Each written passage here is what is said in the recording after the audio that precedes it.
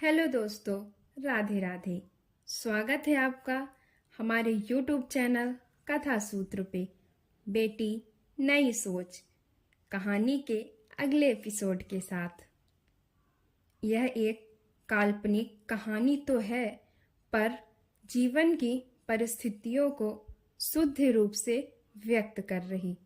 इसका उद्देश्य किसी की भावनाओं को ठेस पहुंचाना नहीं है। मिताली सीढ़ी से नीचे लिविंग रूम में आती है। शांति और आंचल टीवी में ऑफिस के बाहर मीडिया और एम्प्लॉय की न्यूज़ देख रही। मिताली एक नज़र टीवी की ओर देखते हुए बाहर चली गई। आंचल बोली, हाँ अब जा रही है, बहुत ही मालकिन बनती है, सोचती है हम लोगों जैसे सब इसका अत्याचार सहेंगे, अब जेल जाएगी ना तब पता चलेगा। शांति उसके सिर पर मारते हुए बोली, अरे पागल, ई चली गई तो हमरा का होगा, अस्पताल का खुद का खर्च कैसे निकालेंगे, और तो और उस बुढ़िया का अलग से। आंचल बोली, हाँ मम्मी, ये तो मैं सोची ही नहीं, पर ये इलीगल काम करती होगी। शांति बोली, चाहे जैसा करे, हम का हमें तो बस पैसा चाहिए। आंचल बोली, हाँ अब देखो क्या करती है ये। मिताली ऑफिस पहुंचकर जैसे ही गाड़ी का गेट खोलने लगी तो मीडिया वाले उसकी गाड़ी को चारों ओर से घेर लिए। गेट खोलने तक की जगह नहीं है। किसी तरह गेट खोलकर बाहर निकली तो गेट बंद करते नहीं बन रहा और ना ही आगे का कोई रास्ता दिख रहा। मिताली तेज से उन्हें डांटते हुए बोली, आइए मेरे ऊपर कैमरा लेकर चढ़ जाइए, किसी बात की तो मैनर नहीं है इनमें। सभी लोग दूर हो गए। सनी, पुलिस को कॉल किए? सनी बोला, जी मैम। मिताली उन दोनों एम्प्लॉय के पास जाकर खड़ी हो गई। मिताली को देखकर वो दोनों शैतानी मुस्कुराहट से बोली, गुड मॉर्निंग मैम। मिताली भी बोली, गुड मॉर्निंग। फिर मिताली मीडिया से बोली, हाँ तो आप लोगों की सेना मेरे ऑफिस में इसकी शुभ वजह जान सकती हूँ। एक रिपोर्टर बोला, आप पर स्टाफ को टॉर्चर करने व इनलीगल काम करने का आरोप है। मिताली हंसते हुए बोली, ओके, तो ये आरोप किसने लगाया? साइड में खड़ी दोनों एम्प्लॉय की ओर देखकर, ओह तो आप लगाई हैं? वैसे इतना टॉर्चर किया तो पुलिस के पास जाना चाहिए था ना। कोई बात नहीं, पुलिस यहीं आ रही है। रिपोर्टर्स बोले, हाँ हाँ। मिताली बोली, ठीक है, मैं इनसे थोड़ी समझ लूँ कि क्या इनलीगल है, फिर आपसे बात करती हूँ। वैसे आप लोग चाहें तो कुछ लोग आ सकते हैं इनलीगल जानने, बशर्ते इनकी परमिशन हो तो। मिताली को ऐसे देखकर दीपा सनी से बोली, क्या हुआ मिताली को, ये इन्हें अंदर क्यों बुला रही? सनी बोला, पता नहीं, पर कुछ तो होगा ही। मिताली को इतने कॉन्फिडेंस काम देखकर दोनों एम्प्लॉय थोड़ी घबरा जाती हैं। जाहिर सी बात है, जब झूठ खुद को जीत के पास और सच को दूर होते हुए भी उसके चेहरे पर इत्मीनान देखता है तो डरना घबराना बनता है कि कहीं उसका झूठ पकड़ा तो नहीं गया। पर झूठ भी इतनी सफाई से सच बनाया गया है कि सच का वास्तविक स्वरूप भी फीका पड़ जाता है। वो दोनों घबराते हुए बोली, नहीं नहीं, आप लोग यहीं रुकिए। मिताली, दीपा, सनी के साथ वो दोनों एम्प्लॉय भी केबिन में गई। मिताली सनी को इशारा दी। सनी गेट तो बंद किया पर विंडो बंद करना भूल गया और वीडियो दिखाने लगा, जिसमें दोनों एम्प्लॉय आरजी गोयल के साथ मुंबई वाले इवेंट में बात कर रही। वही इवेंट जिसमें अभी पिछली बार मिताली को पॉपुलर ब्रांड कैटेगरी में अवार्ड मिला था, जो हर बार आरजे गोयल को मिलता था। पर उस वीडियो में ऑडियो क्लियर नहीं है। मिताली उन दोनों से पूछी, इन्हें जानती हो?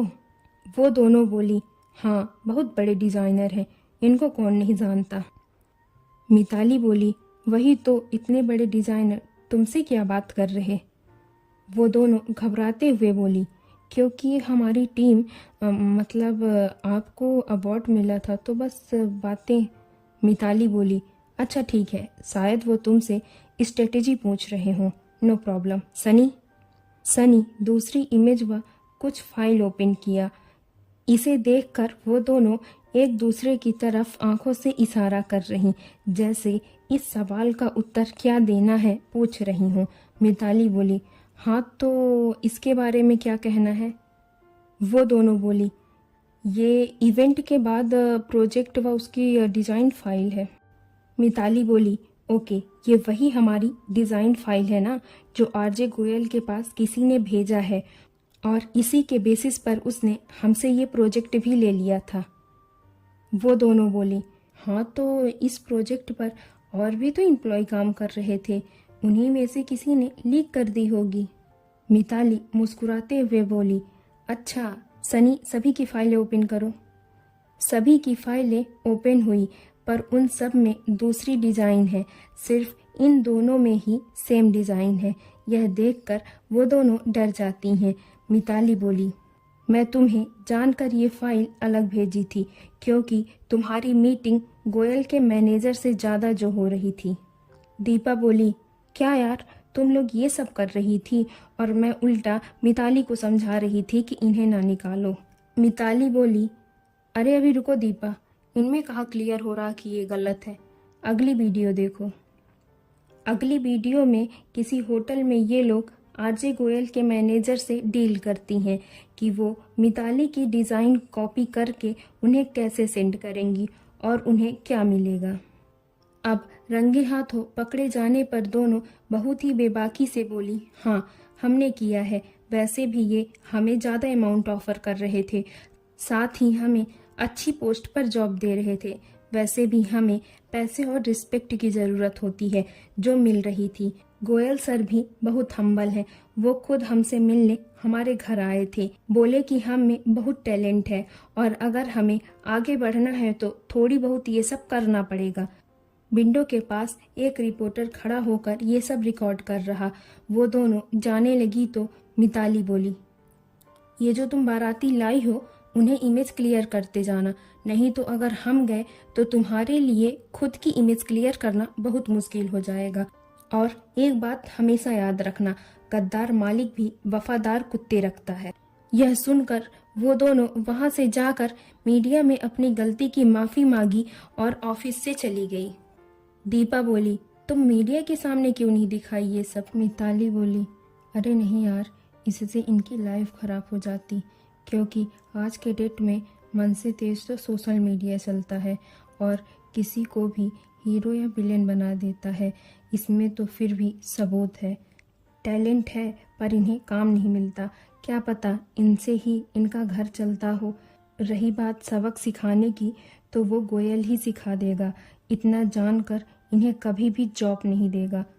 दीपा बोली, हाँ देखो तो, इवेंट में हमारे पास पहले अपने मैनेजर को भेजा था ऑफर लेकर, जब हम मना कर दिए साथ में काम करने से तो खुद इनसे मिलने चला गया। मिताली बोली, हाँ वो जानता है कि एम्प्लॉय को कैसे झांसे में लेते हैं, तभी तो इतने सालों से राज कर रहा, पर अब नहीं। मिताली बाहर आई, रिपोर्टर्स को देखकर बोली, अगर आप लोगों को धूप लगती हो तो आप अंदर आ जाएं, हम लोग ऑफिस खाली कर देते हैं। इतना सुनते ही सभी रिपोर्टर्स चले गए। कुछ दिनों बाद न्यूज़ आया कि उन दोनों एम्प्लॉय में से एक एम्प्लॉय ने सुसाइड कर ली।